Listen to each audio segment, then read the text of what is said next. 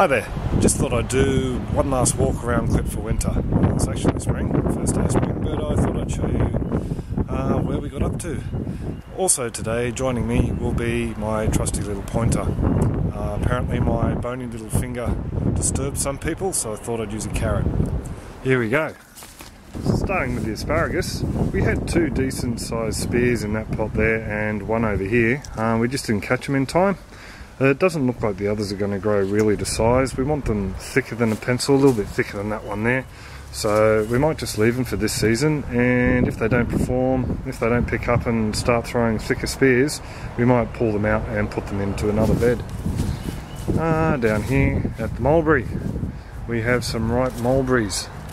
So I dare say Bianca will be around this morning to pick them all. So the tree is absolutely covered with them. There'll be enough. She did mention that she wanted to save them and bake them all up in a pie. So we'll just see. There's a nice ripe one there. A bit glary, sorry about that. Also too, my battery might die. IBC, either a water tank or two more wicking beds.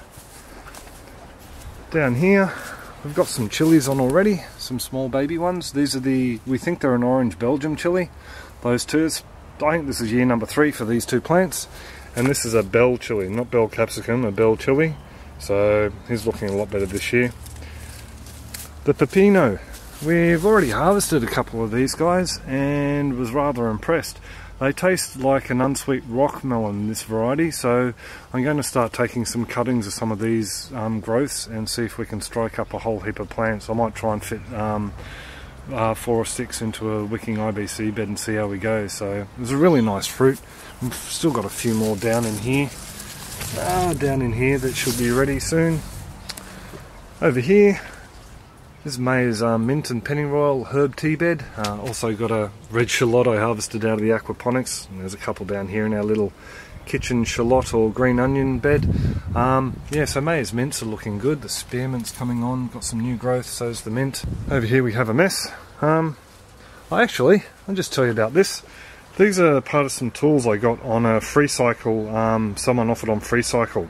It's a deceased estate. They just wanted to get rid of the tools. Also got some other little bits and pieces. I got a sump pump with a float valve, a bit of Tupperware.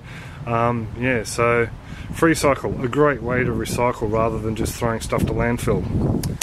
Sweet potatoes, purple skin, white flesh, and there are our slips for this year.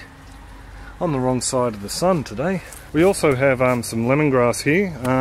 That's some frangipani cuttings from the neighbours. Also where we got these sticks here, some Chinese elms, and also some logs to grow some shiitake mushrooms. They've done a bit of a cull over there. So the frangipanis will be going in as ornamentals. You can grow these guys from cuttings, just break them off and stick them in the dirt. That's how my parents and all my mum's family have always propagated theirs. This is the lemongrass out of the wicking bed that was right over the back there. It's just sitting in a little plastic buckety thing of water, just trying to keep it alive, and we're going to divide that, and hopefully Greg from Greg's Kitchen will get some of this because I owe him a Thai curry paste, so I'm going to use some of that. So it is coming, Greg. I'm just being really slack. I harvested the Roma tomatoes. We had a nematode problem, but you'll see a clip on that soon. I actually did a clip on that. It's a big problem we have here in southeast Queensland. This had 2 trellises this way, pulled them out, joined them together in the middle, and they're going that way. Treated this with some neem to try and knock the nematodes on the head, and going to plant some snake beans there. There's some Roy de Caboy snow peas there, so they'll grow up that side, and they won't last very long. And these snake beans will just take over the whole trellis. Well, that's the plan anyway. Seedlings, we gave some away yesterday to a simple savings member, and the rest will be going out soon. We have Kakai pumpkins, Jarndale, spaghetti squash, snake beans, Thai basil, okra, spaghetti squash, 7 colour capsicum, and our bull's horn. And lavender and strawberries and the lemongrass. Life in Thailand assured me that these guys should come back. Maybe could. So we've got one here that looks like it's got some new growth, so we'll just wait and see. These water chestnuts, hoping to give 4 or 5 of them away at the community gardens tomorrow, so we'll just see what happens. These beds are all nice and mulched now with the tree mulch. Beetroot's coming along nicely. Had a really bad outbreak of the powdery mildew on these guys, so I've treated them as well. The aquaponics I'll do in another clip. We've got another bed in over the back, but you may have seen that if you follow our channel already. Over here, set up another worm casting barrel, worm composting barrel here, so I've got 2 of them now. That's where the snow peas and tomatoes I pulled yesterday went. So just ran over the top of them with the lawnmower, just mulches them down nice and fine, and yeah, so they're all in there. Vacant barrel. Our carrots are coming along nicely in here. These are Nance too. More lemongrass, it looks like it's bouncing back well. And this is Maya's mulched sweet potato barrel. So these are just sweet potatoes we pulled out from over there and planted in the mulch here, Maya did. So we'll just see how they go this year. Just quickly at this barrel here, I thought I'd show you this, a bit interesting. This is our raspberry barrel. Over there we have 1 little shoot on a cane, and we've got a couple popping up here and there. They're doing alright. But the other thing we also have is water chestnuts. We have 1, 2 and 3 little water chestnuts pop up in here, as well as a dill. So this soil came from the water chestnut bath. Last year's crop, so obviously we've missed 1 or 2 corms. So now we have water chestnuts growing in a wicking barrel, a bathtub pond, and the aquaponics. So that's interesting, I think. Pardon the burp. Asparagus, not doing too well there. That will be divided at the end of the year, if not sooner. I'll just read up and see if I can do that. Sacred basil's just gone burko over there. It's nearly covered the mulch heap and covered with bees most days. So loganberry doing well. Down here we've taken out the snow peas from there. I'm just going to spray the soil with some bicarb, just to try and knock any powdery mildew spores on the head. Down here the onions and all that are doing alright. The pond seems to be doing alright. The fishies are happy down in there. Don't know if any are going to come up, whether I'm going to scare them all away. Yeah, they seem to be doing alright. And the water chestnuts haven't died, so rather happy with that. The onions, starting to get a bit more of this mould, even though I sprayed them the other day, so I'm coming back to give them another spray with some bicarb or Eco Rose. Starting to pull the broccoli, just a few at a time, just to feed to the chooks.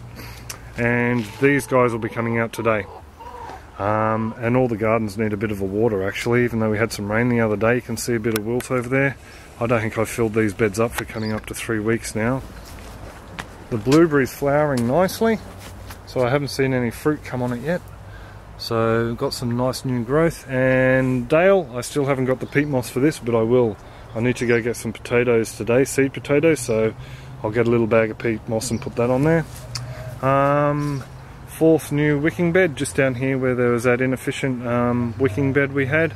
So that's there for a Jarndale pumpkin up in the thing, and maybe a watermelon. We might grow a watermelon as well. We'll just wait and see. Yeah, they do look like they need a water in here quickly. Oh, my head. Have a bit of an aphid problem in here at the moment, so can't really see there. The telltale sign, there we go, there's some. Telltale sign is the ants. Ants like to farm aphids, so because this is all screened off and closed off, the predator insects can't get in. Normally we don't have a problem with aphids at all. This is the first year we've actually had a problem with them, so I think we have predators here. They just can't get in through the screen. So I am contemplating lifting the screen for a week or so, as well as planting a whole heap of marigolds out if I can find some. Our collies, they're our last of our collies. We'll just wait and see if they actually produce or whether it gets too hot too quickly. Beautiful flowering dill there, and another flowering purple collie. That's another reason I like to lift the screens, so we can get some pollination on these guys and see if we can grow true to type next year. Kale, father loves this, and we've been giving it to the guys at the community centre. We gave them some last week, first week I went, and I'm going to take another head, large head, probably that sucker over there is going to go. Purple sprouting broccoli, still haven't seen any heads, there's hopes. Some normal green down the front there. Our trusty rabbit guarding the lettuce and the last carrot there. And the aphids that were on the salad mix here, looks like they've all decided to move over to this chilli. So definitely we'll be giving them all a spray with neem and doing the sides, I think. And these carrots and tansy are doing alright as well. So